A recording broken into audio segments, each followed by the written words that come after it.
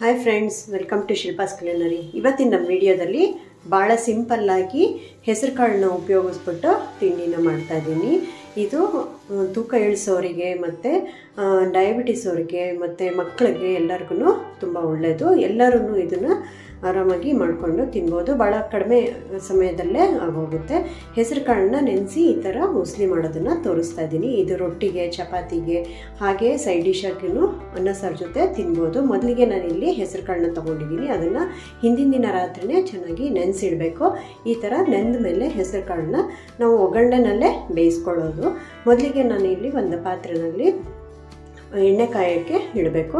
ನಾನು 2 ಸ್ಪೂನಷ್ಟು ಎಣ್ಣೆ ಹಾಕಿ, ಎಣ್ಣೆ ಕಾದ್ಮೇಲೆ 1 ಸ್ಪೂನ್ ಸಾಸಿವೆ, 1 ಸ್ಪೂನ್ ಜೀರಿಗೆ ಹಾಕಿ, 5 ರಿಂದ 6 ಹಸಿರು ಮೆಣಸಿನಕಾಯಿನ ಈ ಥರ ಕಟ್ ಮಾಡಿ ಹಾಕಿದ್ದೀನಿ. ಒಗ್ಗರಣೆಗೆ ಯಾವ ಥರ ಬೇಕೋ ನೀವು ಆ ಥರ ಕಟ್ ಮಾಡ್ಕೋಬೋದು. ಆಮೇಲೆ 1 ದಪ್ಪ ಗೆಡ್ಡೆ ಈರುಳ್ಳಿನ ಈ ಥರ ಒಗ್ಗರಣೆಗೆ ಈರುಳ್ಳಿ ಹೆಚ್ಚಿ ಸ್ವಲ್ಪ ಕರ್ಬೇವಿನ ಸೊಪ್ಪನ್ನು ಕೂಡ ಹಾಕಿ ಚೆನ್ನಾಗಿ ಒಗ್ಗರಣೆ ಮಾಡ್ಕೋಬೇಕು. ಇದು ಭಾಳ ಬೇಗನೆ ಆಗೋಗುತ್ತೆ. ಕಾಳನ್ನು ಮಾತ್ರ ನೆನೆಸ್ಬಿಟ್ಟು ಮಾಡೋವಂಥದ್ದು. ರಾತ್ರಿ ನೆನೆಸ್ಲಿಲ್ಲ ಅಂತಂದರೆ ಬೆಳಗ್ಗೆ 4 ರಿಂದ 5 ಗಂಟೆ ನೆನೆಸಿದ್ರೆ ಸಾಕು. ಈಗ ಸ್ವಲ್ಪ ಹಿಂಗನ್ನು ಹಾಕ್ಕೊಳ್ತಾ ಇದ್ದೀನಿ. ಈರುಳ್ಳಿ, ಹಸಿರು ಮೆಣಸಿನಕಾಯಿ, ಕರಿಬೇವು, ಹಿಂಗು ಎಲ್ಲ ಚೆನ್ನಾಗಿ ಒಗ್ಗರಣೆಯಲ್ಲಿ ಕೈ ಆಡಿಕೊಂಡು ಸ್ವಲ್ಪ ಅರಿಶಿನ ಸೇರಿಸ್ಕೊಳ್ತಾ ಇದ್ದೀನಿ. ಚೆನ್ನಾಗಿ ಕೈ ಆಡಿಕೊಂಡು ಸ್ವಲ್ಪ ಈರುಳ್ಳಿ ತುಂಬ ಮೆತ್ತಗಾಗೋದು ಬೇಡ, ಯಾಕೆಂದರೆ ನಾವು ಹೆಸರು ಕಾಳು ಕೂಡ ಇದರಲ್ಲೇ ಹುರಿದ್ಬಿಟ್ಟು ಬೇಯಿಸ್ಕೊಳ್ತಾ ಇದ್ದೀನಿ. ನಿಮಗೆ ಇದರಲ್ಲಿ ಬೇಡ ಅಂತಂದರೆ ಕುಕ್ಕರ್ನಲ್ಲಿ ಒಂದೇ ಒಂದು ವಿಷಲ್ನ ಕೂಗಿಸ್ಕೋಬೋದು. ತುಂಬಾ ಮೆತ್ತಗಾಗಬಾರ್ದು. ಇದು ಹೆಸರು ಕಾಳು ಉಸ್ಲಿ ಉದುರುದ್ರಾಗಿರಬೇಕು. ಮೆತ್ತಗಾದರೆ ಚೆನ್ನಾಗಿರಲ್ಲ. ಹಾಗಾಗಿ ನಾನಿಲ್ಲಿ ಒಗ್ಗರಣೆನಲ್ಲೇ ಚೆನ್ನಾಗಿ ಹುರಿದು ಬೇಯಿಸ್ಕೊಳ್ತಾ ಇದ್ದೀನಿ. ನೋಡಿ, ನೆಂದಿರೋಂಥ ಹೆಸರು ಕಾಳನ್ನ ಈಗ ಸೇರಿಸ್ಕೊಳ್ತಾ ಇದ್ದೀನಿ. ಮೀಡಿಯಮ್ ಊರಿನಲ್ಲೇ ಈಗ ಚೆನ್ನಾಗಿ ಹುರ್ಕೋಬೇಕು. ಈರುಳ್ಳಿ ಮೆಣಸಿನಕಾಯಿ ಜೊತೆನೇ ಹೆಸರು ಕಾಳು ಚೆನ್ನಾಗಿ ಹುರ್ಕೊಂಡು ಆಮೇಲೆ ನಾವು ಅದಕ್ಕೆ ನೀರನ್ನ ಸೇರಿಸಿ ಬೇಯಿಸೋವಂಥದ್ದು. ನೋಡಿ, ಚೆನ್ನಾಗಿ ಹಸಿ ವಾಸನೆ ಹೋಗೋ ತನಕ ಚೆನ್ನಾಗಿ ಹುರ್ಕೋಬೇಕು. ಚೆನ್ನಾಗಿ ಸಾಫ್ಟ್ ಆಗಬೇಕು ಹೆಸರು ಕಾಳು. ಇದರಲ್ಲೇ ಮೀಡಿಯಮ್ ಫ್ಲೇಮಲ್ಲೇ ಕೈ ಬಿಡದಲ್ಲೇ ಚೆನ್ನಾಗಿ ಹುರ್ಕೊಂಡು ಈಗ ನಾನು ಅದಕ್ಕೆ ನೀರನ್ನ ಸೇರಿಸ್ಕೊಳ್ತಾ ಇದ್ದೀನಿ. ಕಾಳು ಮುಳುಗುವಷ್ಟು ನೀರನ್ನು ಸೇರಿಸ್ಕೋಬೇಕು. ಸಾಧಾರಣ ನಾನಿಲ್ಲಿ 2 ಲೋಟದಷ್ಟು ನೀರನ್ನ ಸೇರಿಸ್ಕೊಂಡಿದ್ದೀನಿ. ಈಗ ಹೈ ಫ್ಲೇಮ್ನ ಇಟ್ಕೊಂಡು ಚೆನ್ನಾಗಿ ಬೇಯಿಸ್ಕೋಬೇಕು. ಮಧ್ಯೆ ಮಧ್ಯೆ ಕೈ ಆಡ್ತಾ ಇರಬೇಕು. ಈಗ ಒಂದು ಲಿಡ್ಡನ್ನು ಮುಚ್ಚಿ ನಾನು 5 ರಿಂದ 10 ನಿಮಿಷ ಹೀಗೆ ಬೇಯೋದಕ್ಕೆ ಇಟ್ಟಿದ್ದೀನಿ. ಮತ್ತೆ ಮಧ್ಯದಲ್ಲಿ ಒಂದು ಸತಿ ತೆಗೆದು ಕೈ ಆಡಬೇಕು. ಈ ಥರ ನೋಡಿ, ಎಲ್ಲ ಚೆನ್ನಾಗಿ ಕುದೀತಾ ಇದೆ. ಹೆಸರು ಕಾಳು ನೆಂದಿರೋದ್ರಿಂದ ಬೇಗನೆ ಬೆಂದೋಗ್ಬಿಡುತ್ತೆ.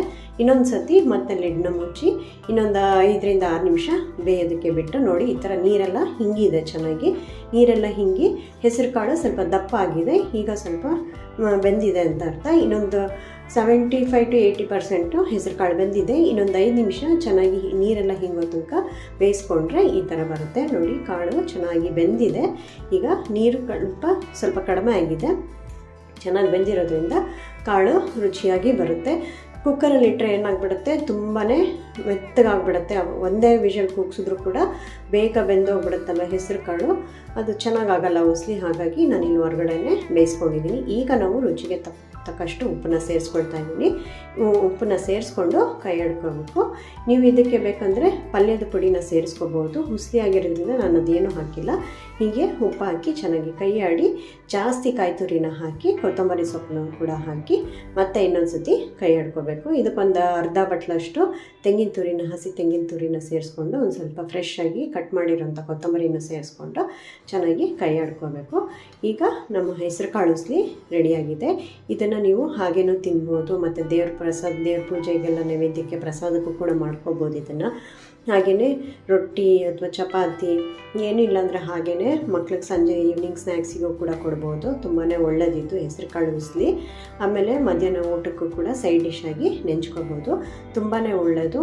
ಇದನ್ನು ನೀವು ರಾಗಿ ರೊಟ್ಟಿ ಜೊತೆ ಎಲ್ಲ ಕೊಟ್ಟರೆ ತುಂಬಾ ಚೆನ್ನಾಗಿರುತ್ತೆ. ಅಂದರೆ ಡಯಟ್ ಮಾಡ್ತಿರೋರಿಗೆ, ವೆಯ್ಟ್ ಲಾಸ್ ಮಾಡಬೇಕು ಅಂತಿರೋರಿಗೆ ಅಥವಾ ಡಯಾಬಿಟಿಕ್ ಇರೋರಿಗೆ ಈ ರಾಗಿ ರೊಟ್ಟಿ ಮತ್ತು ಹೆಸರು ಕಾಳು ಇದ್ರ ಜೊತೆ ಎಲ್ಲ ಕೊಟ್ಟರೆ ತುಂಬಾ ಒಳ್ಳೆಯದು. ನೋಡಿ, ಈಗ ಹೆಸರು ಕಾಳು ಉಸ್ಲಿ ಕುಕ್ಕರಿಂದಲೇ ಹೇಗೆ ಮಾಡೋದು ಅಂತ ಈಸಿಯಾಗಿ ತೋರಿಸ್ಕೊಟ್ಟಿದ್ದೀನಿ. ತುಂಬ ಚೆನ್ನಾಗಾಗಿದೆ. ಕಾಳು ಕೂಡ ಚೆನ್ನಾಗಿ ಬೆಂದಿದೆ ಮತ್ತು ಹಸಿರು ಮೆಣಸಿನ್ಕಾಯಿ ಖಾರ ಎಲ್ಲ ಚೆನ್ನಾಗಿ ಹಿಡಿದಿದೆ. ಬೇಕಂದರೆ ನೀವು ಲಾಸ್ಟಲ್ಲಿ ನಿಂಬೆಹಣ್ಣು ಕೂಡ ಹಿಂಡ್ಕೋಬೋದು. ಈಗ ನಾನು ರೊಟ್ಟಿಗೆ ಅಂತ ಬೆಳಗ್ಗೆ ತಿಂಡಿಗೆ ಮಾಡಿರೋದು. ಸೊ ಈಗ ರೊಟ್ಟಿ, ಕಾಯಿ ಚಟ್ನಿ ಮತ್ತು ಹೆಸರು ಕಾಳು ಉಸ್ಲಿ ಮತ್ತು ಮೊಸರನ್ನ ಮತ್ತು ಸಲಾಡ್ ಮಾಡಿರೋದು ಈ ಥರ. ಇದು ಹಸಿ ತರಕಾರಿ ಎಲ್ಲ ಹಾಕಿರೋದು. ಈಗ ಅದಕ್ಕೆ ರಾಗಿ ರೊಟ್ಟಿ ನೋಡಿ, ಇದೊಂದು ಹೆಲ್ತಿ ಬ್ರೇಕ್ಫಾಸ್ಟ್ ಕಾಂಬೋ ಅಂತಲೇ ಹೇಳ್ಬೋದು. ರಾಗಿ ರೊಟ್ಟಿನಲ್ಲಿ ಎಲ್ಲ ಮಿಲೆಟ್ಸ್ ಆಗಿರೋದ್ರಿಂದ ಇದು ಮಿಲೆಟ್ ರೊಟ್ಟಿ ಅಂತಲೂ ಹೇಳ್ಬೋದು. ಇದು ಒಳ್ಳೆಯದು ಕೂಡ ರಾಗಿ. ಅದಕ್ಕೆ ಕಾಯಿನಲ್ಲಿರೋವಂಥ ಗುಡ್ ಫ್ಯಾಟ್ ಕೂಡ ಆರೋಗ್ಯಕ್ಕೆ ಒಳ್ಳೆಯದು. ಹೆಸರು ಕಾಳು ಒಂದು ಪ್ರೋಟೀನ್ ಪಲ್ಯ ಅಂತಲೇ ಹೇಳ್ಬೋದು. ಮತ್ತು ಮೊಸರು ಬಜ್ಜಿ ಮಾಡಿದ್ದೀನಲ್ಲ, ರೈತ ತರಕಾರಿಯನ್ನೆಲ್ಲ ಹಾಕ್ಕೊಂಡು ಮೊಸರು ಪ್ರೋಬಯೋಟಿಕ್ಸ್ ಅಂತ ಹೇಳ್ಬೋದು. ಮತ್ತು ರಾ ವೆಜಿಟೇಬಲ್ಸ್ ಅಂದರೆ ಹಸಿ ತರಕಾರಿ ಫೈಬರ್ ಇರುತ್ತೆ. ಇದಿಷ್ಟೂ ಒಳ್ಳೆ ಹೆಲ್ತಿ ಬ್ರೇಕ್ಫಾಸ್ಟ್ ಕಾಂಬೋ ಅಂತಲೇ ಹೇಳ್ಬೋದು. ವೆಯ್ಟ್ ಲಾಸ್ ಮಾಡೋರಿಗೆ ಇದು ಒಳ್ಳೆ ಹೆಲ್ತಿ ಕಾಂಬೋ ಇದು. ಈ ರೆಸಿಪಿನ ನೀವು ಒಂದ್ಸತಿ ಟ್ರೈ ಮಾಡಿ. ಈ ವಿಡಿಯೋ ಇಷ್ಟ ಆಗಿದ್ದರೆ ಲೈಕ್ ಮಾಡಿ, ಶೇರ್ ಮಾಡಿ ಹಾಗೂ ನನ್ನ ಚಾನಲ್ನ ಸಬ್ಸ್ಕ್ರೈಬ್ ಮಾಡಿ. ಮತ್ತೆ ಮುಂದಿನ ವಿಡಿಯೋದಲ್ಲಿ ಸಿಗೋಣ. ಅಲ್ಲಿವರೆಗೂ take care, eat healthy. Thanks for watching.